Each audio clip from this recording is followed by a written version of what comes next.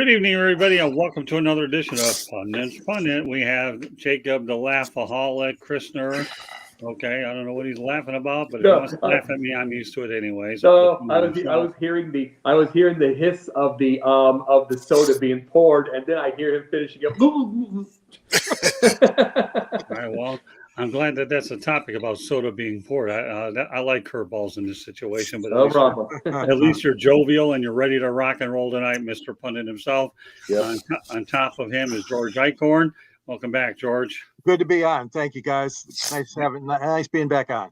And we have the sniper, Denzel Snipe. Hey, live from the sniper's nest. What's going on? Well, we're at it again. So, all right. Well, before I turn it over to you, Denzel, let me just let everybody know that Pundits Pundit is being broadcast around the world. The audio version of Pundits Pundit can be heard on iHeartRadio, Apple, Spotify, Google, wherever you get your podcast. Please hit the red subscribe button on YouTube, South Florida Tribune. We're striving for more subscribers. Please also comment, like, and share the broadcast. Want to be a guest? No problem. Just comment in the chat room is one way to do it, or send your topic ideas, southfloridatribune@gmail.com. If you want to advertise cost efficiently, call me at 954-304-4941. We broadcast live on Facebook, LinkedIn, Twitter, and YouTube. Our website's www.southfloridatribune.com. Twitter X @Tribune South. Candy Ebling is behind the scenes, and she's actually producing the show. And I have a new book out called Lessons from the Microphone, Tuning into the Enduring Wisdom of Visionary Leaders. It's pretty much old school media versus new school media. It can be purchased on Kindle and Amazon. With that said, I'm going to turn over the mic to Denzel Snipes. We have a few good topics. Pundit's Point. Go ahead, Denzel, take over.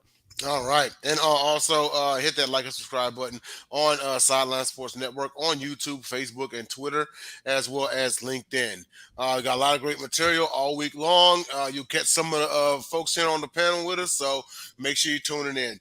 So tonight, first let me address the last week. We had a topic regarding NFL analyst and former NFL quarterback David Carr's pseudo-controversial comments regarding Jalen Hurts. And so it actually spawned, and it went off the rails a little bit, but in a great way. It spawned a conversation about basically, the credibility of journalism and how to make it great and everything. We even also had another topic about this just a few weeks back, and I had brought up Brian Williams' line about being at a helicopter crash and everything. And so every now and again, and being the journalists and analysts that we are, we tend to bring up something like this, especially if there's a controversial statement that happened or an incident involving a journalist or anything like that, So this is basically part 2 from last week's episode, or last week's topic rather, and that is in making journalism great again. And so, and I don't know if you heard Scott, but I when you walked away backstage, I talked with George and Jacob, and basically what I'm going to do is I thought of 3 questions. And what I'm going to do is I'm going to go around the panel, and of course, unfiltered, unbiased, total transparency. Okay. And so the first question I do want to ask is, because we talk about the Dan Rathers and the Walter Cronkites of yesteryear and everything like that, Barbara Walters, you name it. Some of the people that I've grown up on, Jacob's grown up on, George has grown up on and worked with, and same with Scott as well. And then it seems like nowadays, like it's changed. It's heavily changed. And so I'm going to start off with Jacob, and we'll go counterclockwise here. And, in noticing that the scope has changed, as far as journalism goes, why has the scope changed? Well, someone made a good point. I think it was Bill Martin made a good point. It used to be the loss leader for the networks when there was like 3 networks. Used to be and then there was one big point about something. 60 Minutes got number 1. 60 Minutes got number 1. Then that was the first news network that got number 1. So all of a sudden, now the networks are like, now we got to make everything number 1. We got to make a controversial big pop. It's kind of like if Steve Harvey's got to have a news network. You know what I'm saying? Everything's got to pop. It's got to have big colors. It's got to have everything. Everything's got to be controversial instead of getting facts. And that's one of the things that happened with that is what another big deal also is just it's people. People have changed. It was before COVID. Everything has got to be, and I call it the fantasy football. Everything has to be the great. You can't have yourself, and I'm going to talk about this in a pundit point tonight. You can't have yourself just a guy that wins ball games. It's got to be flashier, or they boo you out, and they'll go for the flashier loser. It's not just the players. It's not just sports fans. I mean, it's everybody. You got to, policy wonks and politics can't make it anymore. It's got to be and this is my only thing I'm saying with it. It's got to be the celebrity. It's got to be the game show host. You get my point? Right. It's got to be that deal to be able to get their head. It's got to be the guy who gets out there. The policy wonk doesn't stand a chance. Okay, that's fair. Very fair enough. So let's swing it over to George here. And you spent many years in the business, and so you've seen different stages, different phases of journalism. So, in your opinion, why has the scope changed? Well, I think, Denzel, and guys, I think one of the main reasons is, and you pointed it out, that evening news used to be a loss leader. What the stations do now is totally different than what they used to do, okay? The magazine style format, like you mentioned, Jacob, 60 Minutes, or like we used to see in the 2020 or Nightline with Ted Koppel, those were outstanding and have been outstanding. 60 Minutes obviously is still around. Programs. And, even that Dateline that NBC does, looking at all these mysterious, unfortunately, most of them are crime, or heinous crimes that are committed. But on the other hand, the local news, they want something snazzy. They want something short, crisp, to the point. They only give you so many seconds or maybe a minute and a half or something on most of their stories, unless it's a ratings period, and then they'll go into one little, probably bigger or longer story, maybe two, on an evening newscast. So I think the pressure came in regarding the ratings and also regarding the interest of the people out there. With such a fast pace, with getting news so quickly from CNN or social media or Fox News or whatever, people want it. They want it quickly. And what's that done is it's created a vacuum, because people that are out there and do have a story to tell and would like to tell it can't do it half the time, because the network, whether it's a local or national, wants just a soundbite, as they call it. They want it quickly. They don't want you to go into detail, again, unless it suits their interest, like I said, during a ratings or a sweep period, or if you're doing something for a high caliber, like a 2020 or a 60 Minutes. So I know it's a convoluted answer to your question, Dens, but it's a whole new animal out there. And, they're trying to make money and they're trying to be flashy with all this new stuff. And, it's just not the same as it used to be. Yeah, no, totally understandable. It's like nowadays, and you mentioned how nowadays they want it quick and to the point. Everything's so go nowadays. And that used to be the case for, say, like back in the day, like a New York or an LA or something like that. But now it seems like, or Chicago, and now it seems just like kind of everywhere, right? Anywhere but a rural area. So last thing, I want to round it out with Scott as far as this question goes. Why do you think that the scope has changed? Well, let me refer to an example I saw this week. We all know about the Ohtani where he lines up in LA, but one of my former colleagues in Georgia, John Paul Morosi, reported that he was going to go to Toronto, and he was on his way to Toronto, and that was hot. But as it turns out, he ended up staying in LA. Now, to John Paul Morosi's credit, okay, he apologized to his fans on Twitter for making that mistake, and I forgive him because I know the person is credibility. But the reality is this, okay? It's trying to get information out first without having all your facts in place, aka Jacob Frank Reynolds, okay? How many times have I talked about that? Probably a lot. Frank Reynolds is good enough because he got my book, okay? But I give John Paul Morosi credit for owning it. He says, and he apologized very sincerely. That's not what I'm about. Please forget. I do, because it happens to the best of us. Sometimes anxiety levels reach a point where you're excited and you want to get it out there first, but then you're forced to backtrack. But this whole industry has changed anyways because of the emergence of social media.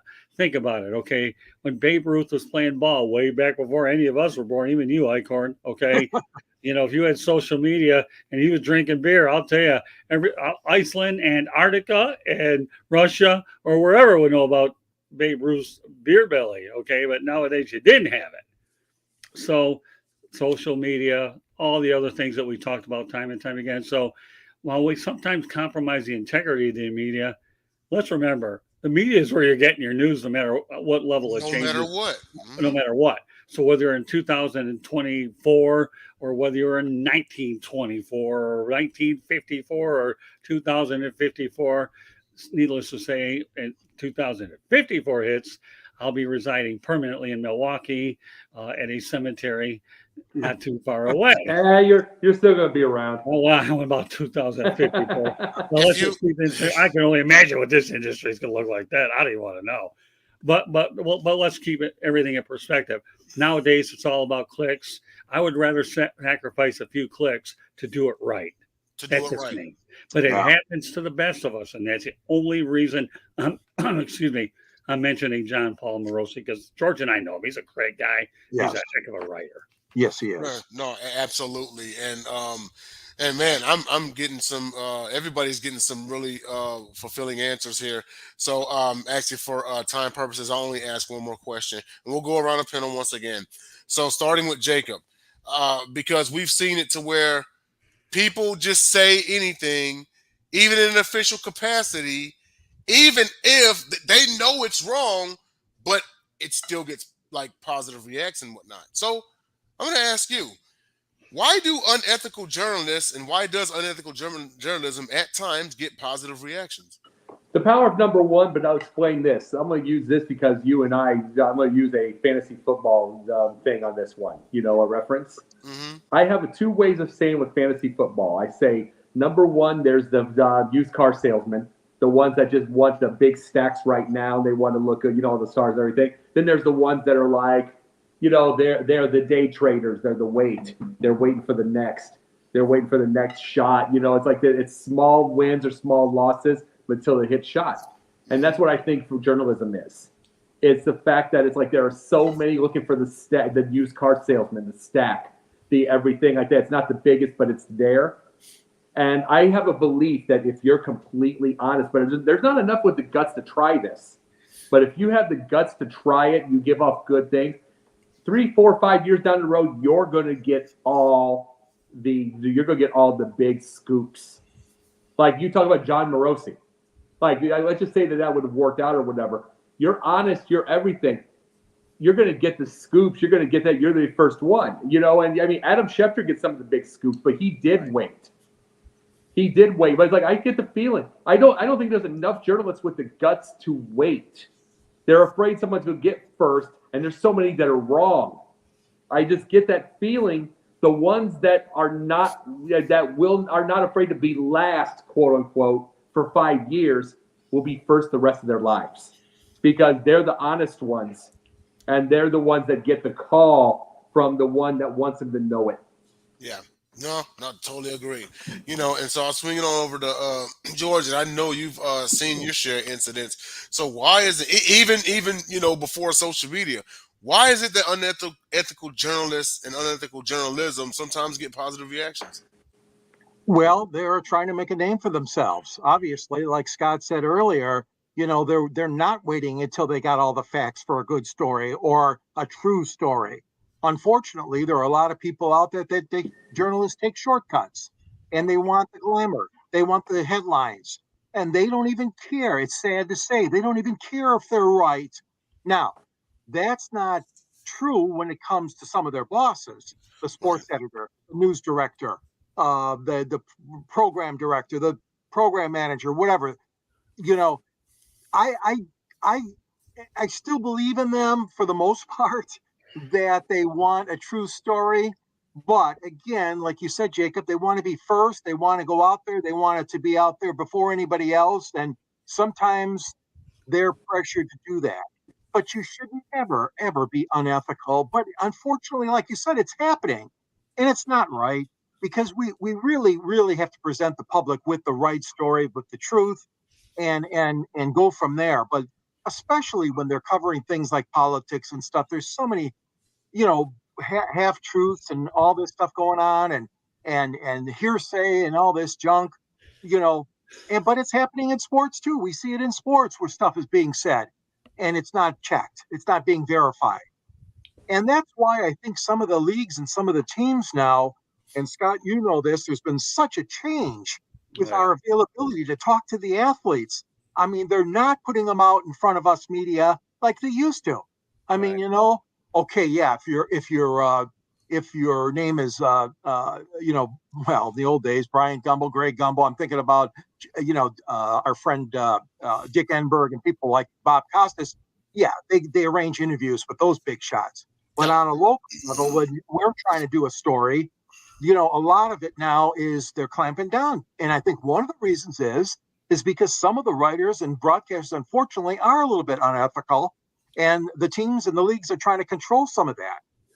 Again, a long-winded answer, but I can see the change. I really do. And I'm not a fan any time of unethical stuff on the journalism side. Yeah, no, I totally agree with you on that one. And last but not least, Mr. Scott, your thoughts on this. Why do you think unethical journalism and journalists sometimes get positive reactions? Well, here's the deal, George. Since you feel that your answer was long-winded, I'm going to give you the short version so that we can keep time under control. I will go on record right now that I will retire when my instincts don't allow me to do the job that I'm able to do dealing with these PR people, and I don't have the trust of the people I deal with. I don't need this business that bad if I have to violate the two utmost principles that you need to survive in this business: instincts and trust.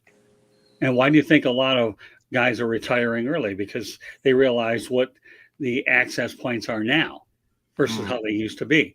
Baseball, you're allowed to go in there 3 hours before. Now you're lucky to get an hour. Yeah.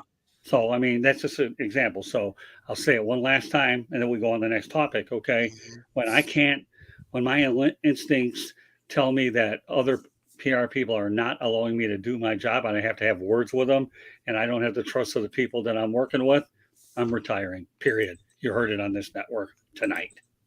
No, absolutely. And on that note, we're going to go on to our second topic, and that is Shohei Ohtani's newest contract. He is the newest Los Angeles Dodger. He says he's going to stay in Southern California, in the same city, but just go across town a bit. So he recently signed a 10-year, $700 million, now a record, biggest contract in North American professional sports.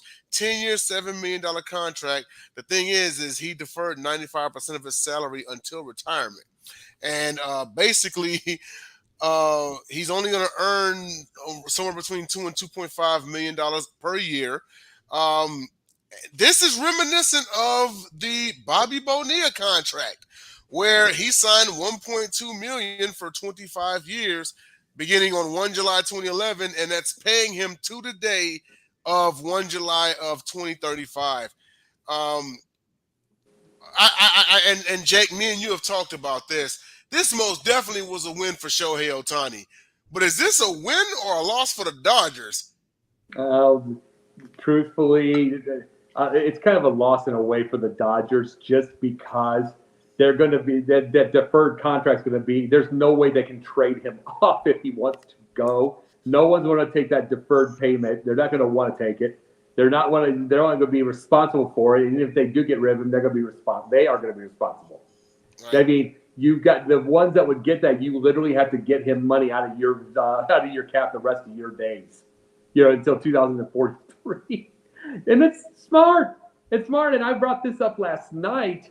It's like on the Sports Exchange. I said, I like hearing these ideas. I don't mind seeing. I know Caleb Williams is not going to get what he wants, what he was talking about, but I like the idea of a young man thinking business and getting these ideas, because you heard me say that, Denzel. It's like, I like the idea with these, and these are there because there's too many that still go broke. They want the cash right now. Cash doesn't. You got to remember this. In economics, cash doesn't go the same way. They were talking about the other day. Hey, Ralph, how you doing? What's going on, Ralph? It's like, no, they talked about every single time around, like the Home Alone, it was $18. It was $18 for what he $18.49 or something for what the Kevin had to give out for what he wanted, and now it's that same amount was $72. Huh. $72. So what he wants, what Ohtani wants is he wants to do what Jay Leno did. Jay Leno put all his cashed all of, and not cash, but stacked all of his Tonight Show money away and just lived off of his other money. Yeah. He's now retired with up to $250 million, plus he's still out on the road. That's nuts. So that's the way to do it. You got to stack your money away. And hopefully we see more with that thought process so we have less broke. Yeah, absolutely. And you know, it's funny. You know, you got to think about the athlete, you know, because there's many ways around it also, because you could put your contract money away and just live off your sign-on bonus. You know, you can, let's see, depending upon what you get paid, like per year, every other year you could just stash that money away and just live by your means, whichever. I mean, $2.5 million is still a lot of money, you know, to us common folk. But you know, yeah, it's however you want to do it. But this most definitely was smart. But I want to switch it over to George here and get your thoughts about this contract.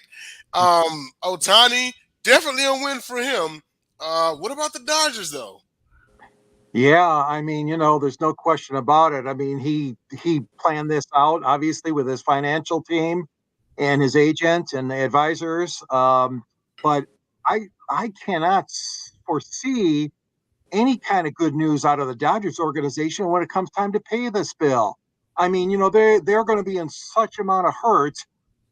But again, I mean, I know they're one of the richest franchises, if not the, around nowadays. The Yankees and them probably the two biggest spenders. But that being said, I saw what happened in Detroit, and we're comparing apples and oranges, I know, but I mean the Miguel Cabrera contract and how that was out for so long. Victor Martinez, the same thing. He couldn't even hardly drive in any runs his last year or two with the Tigers, and it sucked the life out of their budget and their ability to get more players. And that's what I'm getting at here. The Dodgers have to know that this financial albatross, if you will, is going to be around, and it's going to be a long time. But it has to be paid. And I like what you said too, Denzel. You're not going to be able to unload that kind of contract. A team, if they're going to try to trade him, God Right. forbid if he gets hurt seriously again. But I mean, it's a stroke of genius for him and his financial team. But it is going to hurt the Dodgers in the long run, I predict. And he's doing the best he can from an athletic and a personal perspective, but the team itself is going to have some issues on the back end. No question about it in my mind. One Yeah, I quick think, well, question. How long before we see somebody one day with a 100% deferred, living off of their original NIL and their other stuff, whatever they make money on? Oh, it's funny how you say that. I was about to get to that. So you want There to? you go. Great yeah, minds I think was alike. before Yeah. I I was speak about- to Scott, I was just gonna I was gonna say, in alluding to what you were talking about, George, and you, Jacob, is and I actually brought this up in a comment during the Sports Exchange one time. And I was like, you know what? Long gone are the days where you buy your way to a title, like the Yankees used to do. You know what I mean? Those days are gone. They have to learn at some point that it's going to be about homegrown baseball. You know, either you can get an acquisition from another team, that's fine. I'm not saying pay $700 million. But also go to your farm system. Let those guys gel together. But now I'm going to go to Scott because I know he's been chomping at the bit from what he said just now. Go ahead and take it away. Well, bear in mind, okay, I'll answer your question in a moment, Jacob. We're talking Bobby Bonilla, one of the smartest people on the planet, right? Well, Shohei Ohtani may have topped Bobby Bo. But here's what you have to understand long term and short term. The Dodgers are able to get better players because he's deferring his money so they can add players. True. Yeah. That's the one thing that we have to understand. Two, can he live off that money? Of course. You got endorsements, for crying out loud. That's always going to make an impact. So, and don't forget the money that he earned with the Angels and the endorsements that he's had before. So the Dodgers of all organizations are equipped to handle this in a big way. Mentioned last night on the Sports Exchange, I mentioned that their general manager and their owner, if they're no longer in their roles, he can opt out of this thing as well. So, there is an opt out, but obviously I don't see either of those happening because of risk and reward. Now, take to Jacob's question, okay? I do believe down the road that this is a trend in Major League Baseball as well as sports. How many times have you heard the fact that athletes are going broke and bankrupt? Every now and then you run across one that's pretty smart, okay, and knows what he's doing. I'll give you an excellent example of a guy who's a personal friend of mine that I've had on our show by the name of Barry Foote, former Yankees catcher. Well, let me tell you, Barry, when he got out of baseball, became an entrepreneur in the import-export business, and he's doing great. The only thing I need to do is when I get to North Carolina, our schedules have to mix, but I've worked with him forever. So the reality is 100% sure. What about all these shoe deals that these guys are getting out of college where even if they hold out, they can wait, right? Think about it until they get the contract that they feel they're worth at the beginning or later on. So there's a lot of ways to be able to moonlight, if I can say that term loosely, to have other money. But I don't think that's too far off, Jacob. I really don't. I think it's closer than most of us think. I really, really do. Now, in the case of Mike Ilitch, most loyal guy on the planet. Yeah. Had to buy a championship, and he did get to the World Series twice. You can't knock that either. It's just they couldn't get over the hump for whatever reason. We're not going to get into that. I want to keep the show rolling along at the pace that it's moving along. So, Jacob, to answer your question, I think it's a lot sooner than most people think. Yeah. Yeah, I would agree. It is a lot sooner. The only thing that I could foresee, not really being an obstacle, but more of a speed bump, is it's a lot easier. And of course, but I'll say it anyway. It's a lot easier to pull off in baseball than to say football because football has a salary cap. So they may have to be a little bit more weary about paying somebody on the back end after they're gone because they're going to have to try to add players after that guy's gone. And if they got a salary cap going on, that's kind of hard to pull off. Right. But moving along here, we're going to move on to the incident of that happened here in Houston, Texas, actually. It's a high school basketball player and his brother that attacked their coach following the benching. So basically, the player was benched due to behavior towards an opposing team player. The coach received injuries to head, neck, face, and arms. This was following an attack in which the bench player's family was waiting for the coach upon return to the school after the game, and the player then punched the coach following a verbal confrontation. The brother also assaulted the coach as well. He assisted in it. They both were arrested and released on a $23,000 bond each. I didn't mention the names out of just because they're kids and everything. So I'll give it up to Jacob and then get your thoughts about this because this right here, this is horrible. And before you go, I had a conversation with my mom the other day, and this validates my point that I told her that these kids nowadays are more dangerous than the adults. It's crazy because it seemed like every other day or every other two days or every day or whatever, you hear about some kid either getting killed or harmed or whatever, or they're harming the adults, like in a school setting. They're taking advantage of these rules because they know that there's only so much that a teacher can do, because if the teacher lays hand on them, they can get fired. They're outsmarting them, and for that, I blame the system. I blame the system that's protecting these, I don't want to, I'll just say it, hellhounds, But Jacob, take it away, man. What's your thoughts on this? Let me tell you this. You've seen me before on social media, both Twitter, X or whatever, or Facebook or whatever. How many times do I correct something where they keep saying the word, I'm a good person, instead of man or woman? Mm-hmm. There's a reason for this. There's a reason I'm doing this.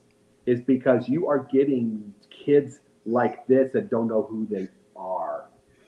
And you're getting everything, and guess what? They don't have the fathers in the house, but you want to know, you're making a society and a media, we brought this up with media again, that is making manhood into an insult.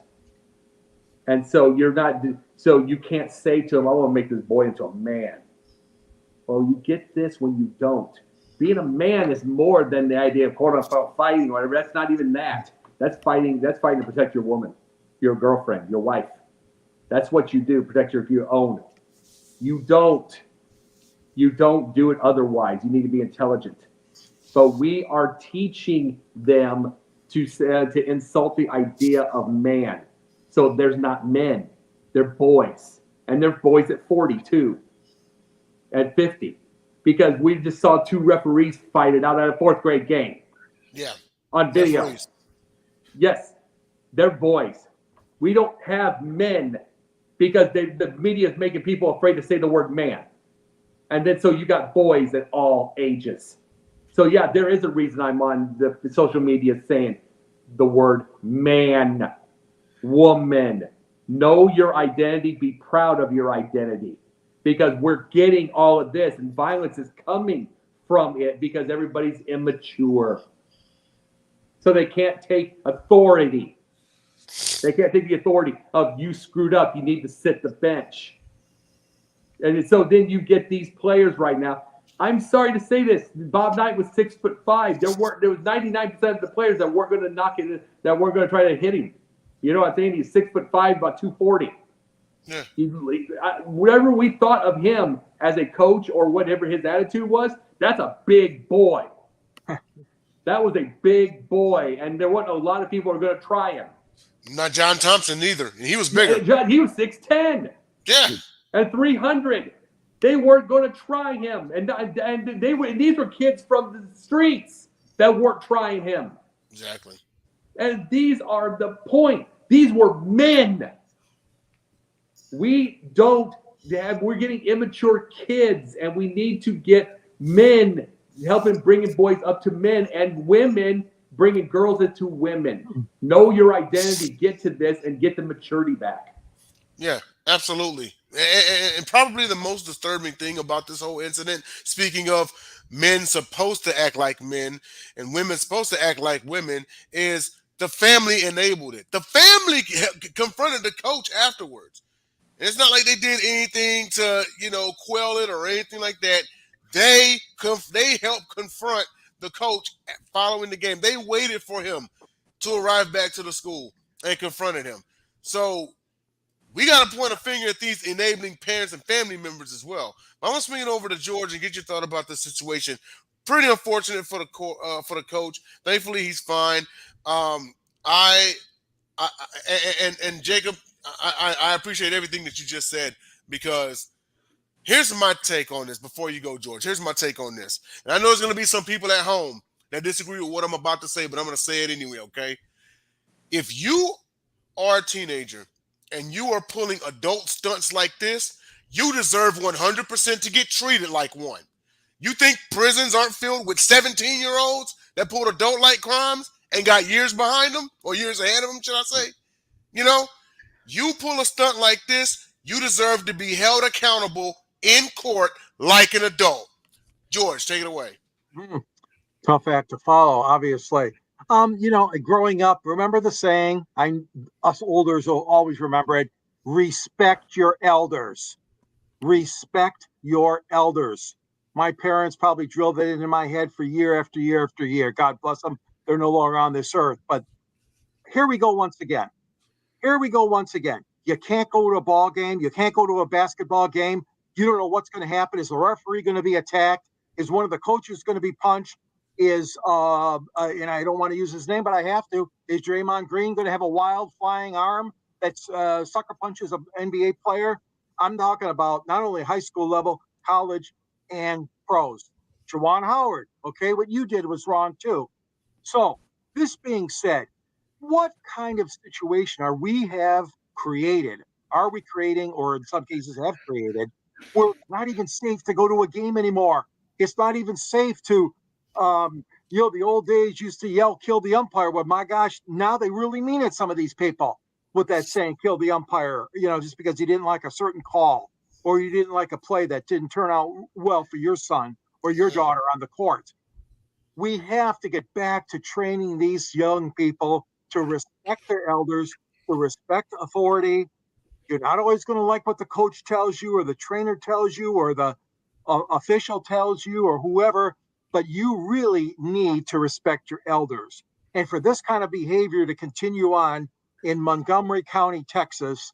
It just irritates me to read these kind of incidents that are going on, and not only there, but other places around the country and around the world.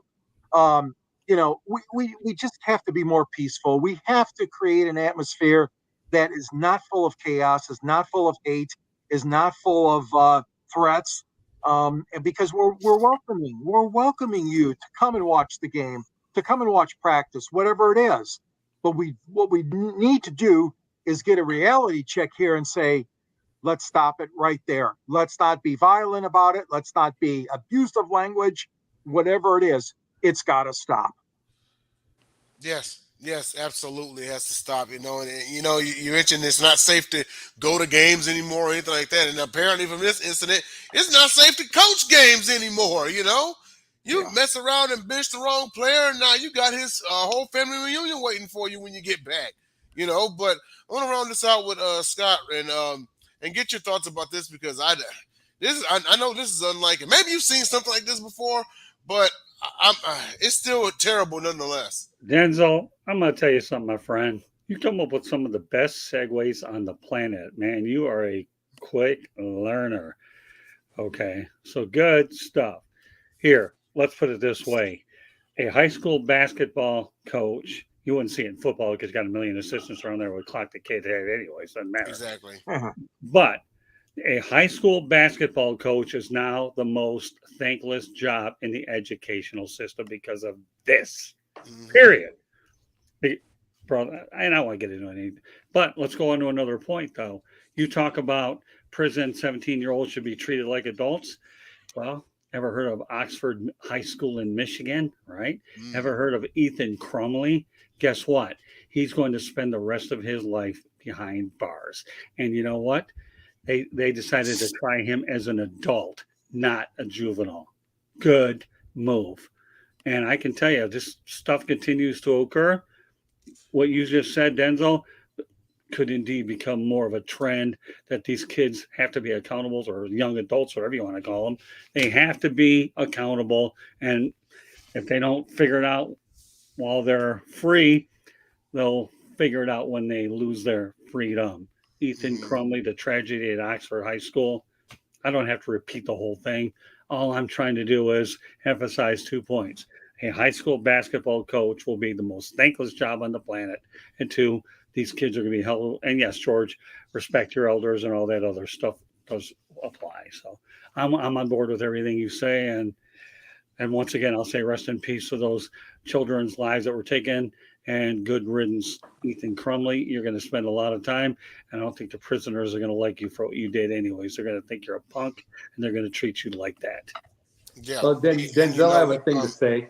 Denzel has a thing to say. You remember that photo they showed? Remember that photo they showed of that adult, he was an adult teacher at the school. He was that black teacher who brought ties for every kid.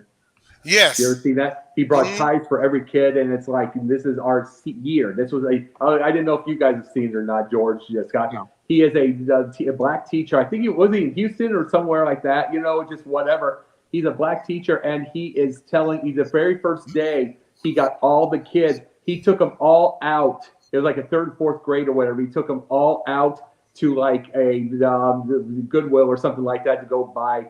It was on him. Buy them all dress clothes, and he got them all ties. And then he got extra ties, so if the kids didn't have the ties or they lost them, that they would wear them that day. He did that, and so they had all year long of dressing up. They had to get in line. They had to learn discipline all year long. And why do we not hear more of this? This is the media we get. This is the final aspect on NBC, the final thing that no one seems to care about before the local news. It's like, oh, isn't that so nice? He's great. Anyway, let's see in local news. Bye. This isn't a thing. We're too much into the violence or too much into the blood. Meanwhile, there's a whole situation where something like that can help many black children. I love stories like this. They can, that they can be that they can get this out. You get kids like this, they can dream. They can dream of something bigger. Mm-hmm. They can dream of being a sports owner, like you were saying, Denzel, of CEO. They can dream of being a lawyer. They can dream of everything besides the top 3 that they've always known. And we don't get enough teachers of that, nor do we get enough promotion of it when it happens. Right. Yeah. And you know, with the and there might be some people at home that will say, well, you know, prison may not be the answer because he's just 17 and such. And I try not to feel. Now, I do agree. After having worked as a correctional officer, I do agree that for some people, prison does mess you up, you know. But I will also say this much: I don't feed into that narrative too much because people always want to say, well, you shouldn't throw them in prison until that crime is committed and it happens to their loved one. Then they want them locked up. So that's my challenge to the people, is to pick which side you want. With that being said, we're going to go ahead and get on to our Pundits points. I'm going to turn it over to the Dean of South Florida Tribune University, Scott Morgan-Roth. Go ahead, take it away. Thank you very much, Hensel Snipes. Well done. So, all right, I'll start off with my pundit's point and then go around the horn. Last night, okay, Jacob and I and JB Ellis talked about Joe Dumars. So what I want to do is, instead of giving somebody a hard time what they did or what they didn't do right, all I'm going to do is provide words of wisdom, okay? And that's it. Stephen A. Smith had Joe Dumars on today's edition of, I believe it's First Take, and Joe Dumars talked about Draymond Green's indefinite suspension. Now, the one thing I like to do is, before I go on the air, I'll watch a couple shows if I think they're going to benefit the brand, and obviously come up with topic ideas and things if I think they could certainly be an asset to what we're doing. But you know, the biggest report card for a journalist, especially on the air like we are, is when another outlet of that sort talks about what we did the night before. It's called a report card. Okay, it's a really good report card in how you judge yourself. And I don't care about bragging. I don't need self-praise. It doesn't mean anything. But I have to tell you that I was really, really pleased that Get Up, Stephen A. Smith had Joe Dumars on, because George and I know that Joe Dumars was one of the classiest players out there. He played the game the right way. And when he spoke to an official, he did it very politely, and they listened to him. And Joe Dumars obviously was on today. So I just want to give kudos to JB Ellis, Jacob Krishner, and obviously they trusted my instincts to talk about Joe Dumars on it, because in the end, we talk about at the top of the hour about good journalism. Well, again, I'm not saying we're good or bad. You just want to make sure you tell the truth and make sure that everything is cohesive is what we do. And this is how you're able, and when another organization that big within a matter of hours talks about what you did when you made the assessment on the night before, I say we're doing pretty good work. So kudos to JB Ellis, Jacob, for going along with my instincts on this. And I continue to find other ways to see if we can go ahead and at least compare ourselves to the competition in terms of what the philosophies are, in terms of how journalism news is reported and how you evaluate everything objectively. All right, George, give me your pundit's point.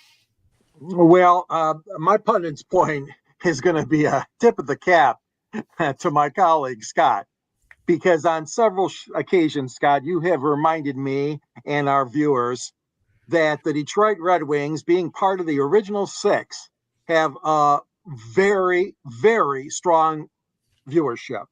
So today, I had to go with this. And here's what it says.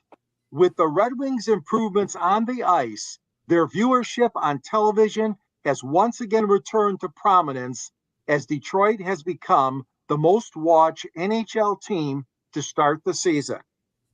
And what this tells me is something like you said, Scott, maybe between you and I, it's been years ago, but months ago on this same format, that we have seen the importance of those original six teams.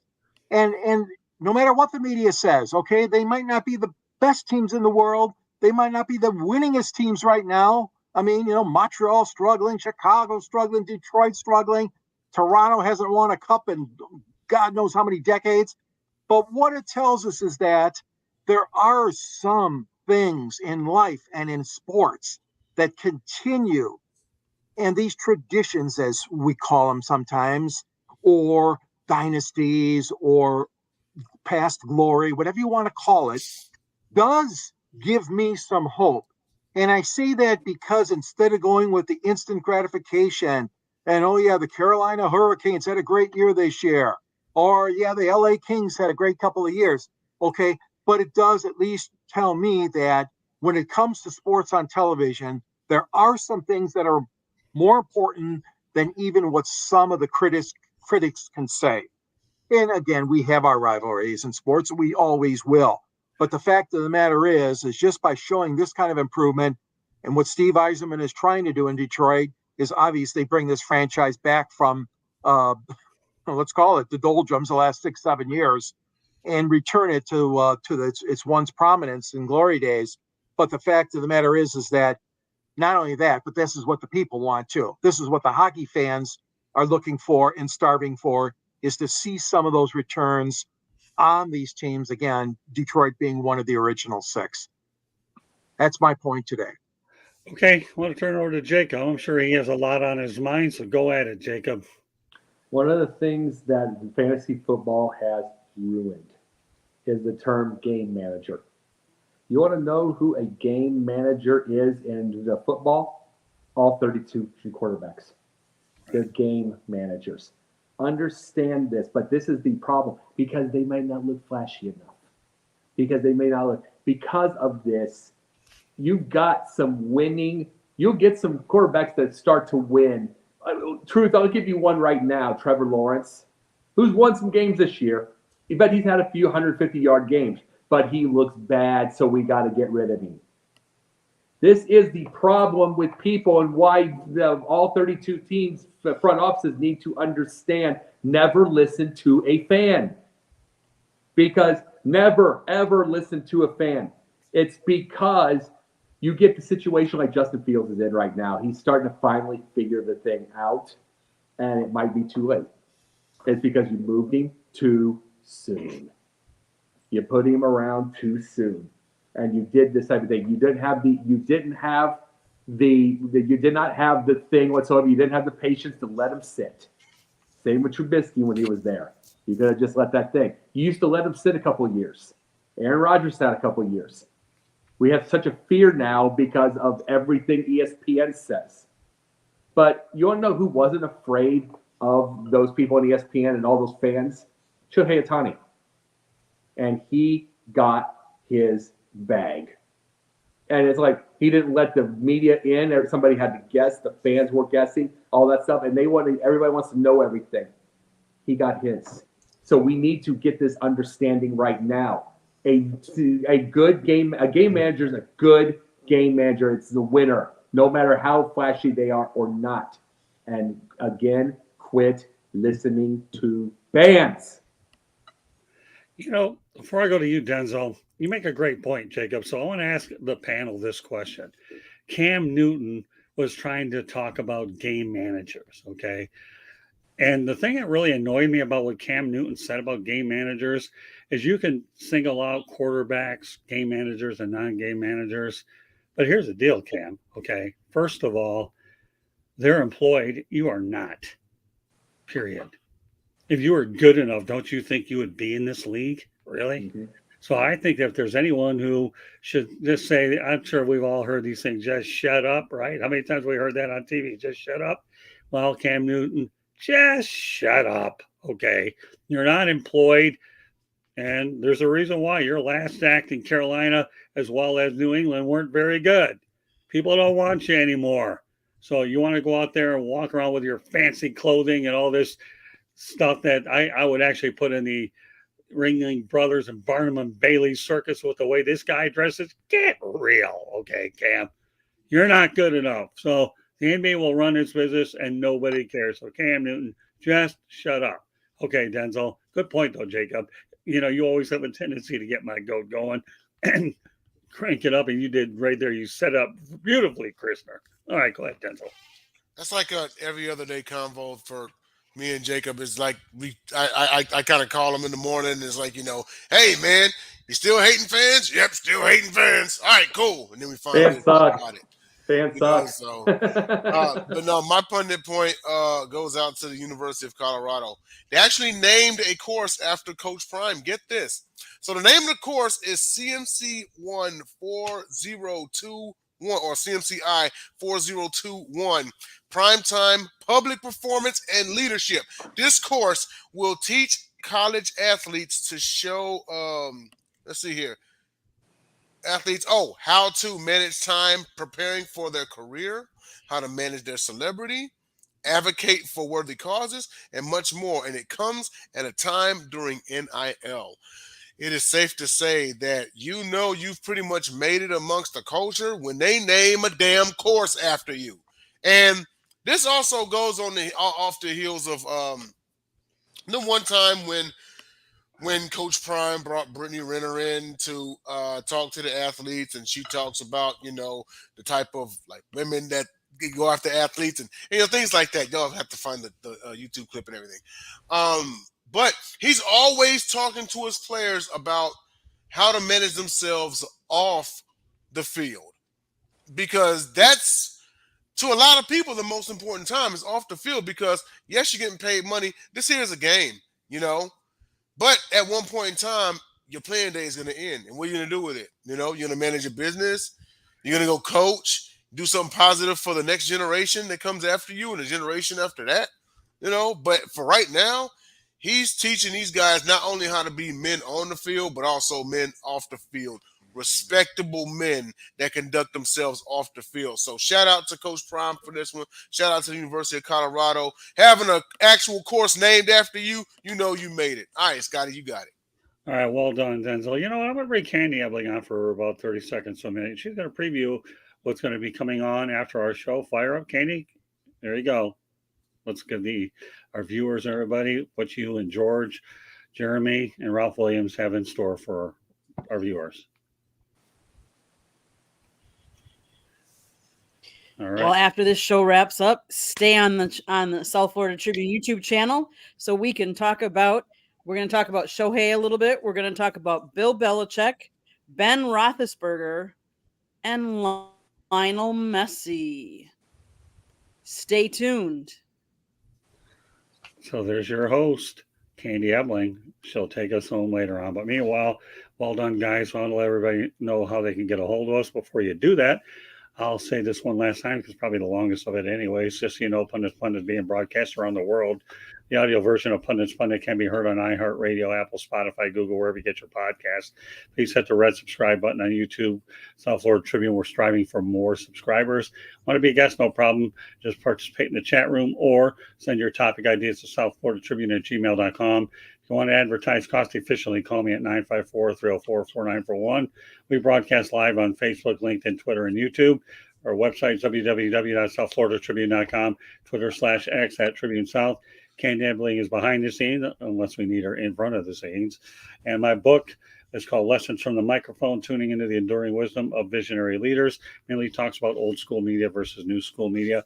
And throughout the time on Pundits Pundt, we generally dive into those concepts as well. Can be purchased on Amazon and Kindle. All right, we'll go around the horn one more time. George, go ahead. All right. Well, you can reach me at the Motor City Tribune. So I write for the South Florida Tribune, and the Motor City Tribune is underneath that. And there's a link to a book I wrote, which is a few years old right now, but the history of Detroit sports broadcasting and Michigan sports broadcasting as well. That book's available from Amazon. And I congratulate Scott, of course, with his new book out. A great read, obviously. And you can reach me at gicorn@yahoo.com or on Twitter at SanGSports99. And see me here on Pundits Pundits and any shows that Scott and Candy and Scott need me on. I'll be looking forward to the doubleheader today and being on the next show as well. Fire Up series. So good to be on with all of you tonight. Glad to have you on, George. Obviously, we all enjoy having you on. I know Jacob gleams about you, Denzel. Well, he thinks the world of you. And, of course, I think of you after 40-plus years, so it is what it is. But that said, I'll segue over to Jacob Chrysler. Go ahead. I don't know if I should give you the Cliff Notes version or whatever one. We got it good here. So the South Florida Tribune Sideline Sports, movies, TV, interviews. The pen is mightier than the sword. Everywhere you see, you're what for more. Right there, 6 days a week. I will say this before I turn it over to Denzel Snipes. Jacob, I've dealt with a lot of people before, but you are one of the most coachable individuals I've ever seen. More power to you. And for that matter, you get to see this guy on Sunday when the professor and the pupil returns with myself, Jacob, Denzel, and Jeremy Ballrick. All right, go ahead, Denz. All right. First and foremost, NGBN TV. We are on there. We are live. So tune in to NGBN TV and catch all of our material on there. Also, Sideline Sports Network here on Thursdays. We got the Gauntlet Loaded Show tomorrow night. That's going to be at 8 p.m. Eastern Standard Time. Also, Top Rope Talk, myself, and the Pundit himself. That's Mondays at 7 p.m. Eastern Standard Time. And then also, of course, Wednesdays, there's the Gauntlet Percents picked off our NFL Weekly Picks. We had a loaded show just this past Wednesday. So tune in for that. That is going to be at 6 p.m. Eastern Standard Time on Wednesdays. All right, and also I'm glad you brought up our newest partner. I'm looking forward to working with Ian Hill. My interactions with Ian have been nothing short of outstanding, and I'm looking forward to more conversations with him and JB Ellis as we all try to put our heads together to make this a very successful win-win situation. So, Ian, if you're watching, we definitely appreciate you very much, JB Ellis, and the rest of our incredible crew here. Obviously, Jacob, Denzel, George. The list goes on and on. So, with that said, that concludes this edition of Pundits Pundit. On behalf of George Eichhorn, Denzel Snipes, and Jacob Christner, and Candy Ebling behind the scenes, my name is Scott Morganroth, the Motor City Man. Thank you for joining us. Now, programming note that Pundits Pundit will be on next Wednesday as we have other commitments on Thursday night. So tune in to us same time, but on Wednesday night, and you can find us again. So take care, everybody, and we will see you next week. Good night, everybody.